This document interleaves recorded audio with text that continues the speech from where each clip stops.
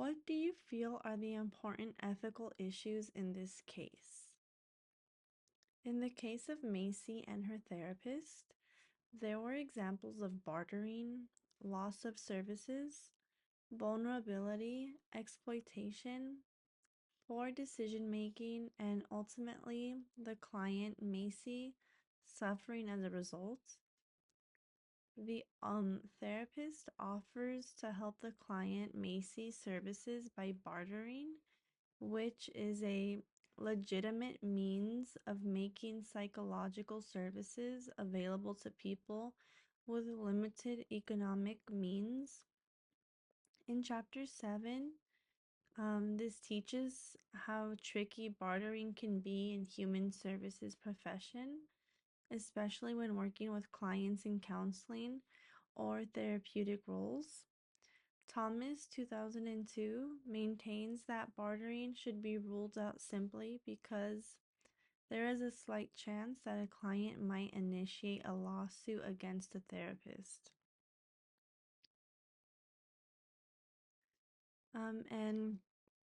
So additionally, what do you feel are the important ethical issues in this case? So immediately is that Macy is asking her therapist that she is unable to afford therapy.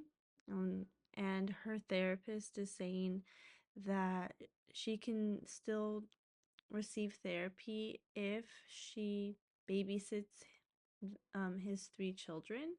And basically, Macy does babysit his three children, but ends up getting very overwhelmed and stressed out by babysitting the three children, and eventually writes a letter to the therapist and his wife and feels, I guess, triggered by babysitting the children. And it's just a whole bunch of, it's just unfair to Macy as the client, and it just brought out a lot of emotions for her, and it just shouldn't have happened in the first place. The therapist, although meant well, I guess, by offering a service of, you help me babysit my children and I will give you free therapy, but it ended up backfiring because it overwhelmed the client, and now the client feels um is put in a position where they don't know what to do. And it's just, this is why the client just feels, how could I put this, it is it's unfair to the client when we are bartering with them and making deals with the client at the end of it, no matter what, the client suffers at the end. And that's what I feel is the ethical issue of this case.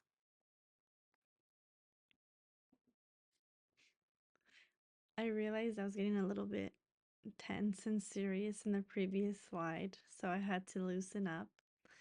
Um, I guess this case study, I got a little bit, the advocate in me shows up for Macy. Um, how would you, as a human service professional, have dealt with this situation? Identify possible solutions for the HSP to deal with the ethical issue adequately. Okay, so possible solutions for the ethical issue. In dealing with ethical dilemmas like the one in the case study, it's essential to apply ethical standards and ethical decision-making steps to guide our actions and prevent potential ethical issues. In this scenario where Macy's therapist proposes bartering, several key solutions could be implemented. One crucial standard that would guide my approach is the Standard 28. And the human service professionals must pursue relevant consultation and supervision to guide their decision making in legal, ethical, or other complex dilemmas. This standard emphasizes the importance of seeking guidance when faced with difficult ethical decisions. Applying this standard, the first step I would take is immediate documentation of the situation. Documentation is vital not only for transparency, but also to protect both the client and myself professionally. I would also inform my supervisor of the problem and discuss the appropriate action. By involving my supervisor, we ensure that any decision is in line with the agency policy and ethical guidelines.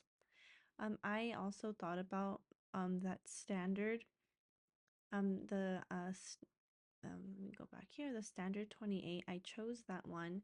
I immediately thought of that one because when I was looking at the ethical decision making steps, they both correlated of in immediately um, wanting to consult with a supervisor, consult with someone in decision making with this process, because if I had a client come to me asking for needing services because they no longer can afford therapy, I would want to help them. Although I know the right thing to do is find a referral, find resources for them, or ask my supervisor or colleagues or caseworker or outreach worker within my agency. That's kind of the route or the protocol in my agency. That would probably be the right way of doing things, not offering, hey, babysit my 3 children, and I will give you free sessions. I think that was the complex dilemma here. And going immediately to my ethical decision making steps and my uh, ethical standards printout, looking at both of them and immediately reaching out to my supervisor and my colleagues, and also just asking for some support there. Discuss your feelings on multiple relationships in the helping field. How can they limit the effectiveness of the professional? I want to continue on the discussing on bartering, as I think that really does affect the professional when having multiple relationships in the field, in the helping field with the client. It definitely will impact the helping aspect with the client, just as we saw what happened with Macy, as we thought would help Macy, as the well-intentioned therapist thought, let me give an exchange to Macy for free services. Macy was completely impacted by that bartering and that multiple relationship where Macy was allowed into the family dynamic of the home, seeing the children and the wife, and Macy couldn't handle that and wasn't and shouldn't have been. The dynamic and her, we can get into all of that, but just that example of the beginning of Macy and her therapist is a perfect example as to why a multiple relationship of the professional and the helping profession is a shouldn't coexist, and developing strong boundaries is so important. As for the issue of bartering, I would refuse to engage in this practice with Macy. While bartering might seem feasible, it creates multiple risks, including a potential power imbalance and vulnerability for the clients. Engaging in bartering is a slippery slope and could ultimately compromise the integrity of the therapeutic relationship, which should be based on professional boundaries given Macy's vulnerability. It's crucial to maintain ethical standards and avoid actions that could exploit her situation. Instead, I would offer alternative resources to Macy. This might include referring her to low cost or free mental health services like community programs, or offering her a limited numbers of a free session. I was thinking about this.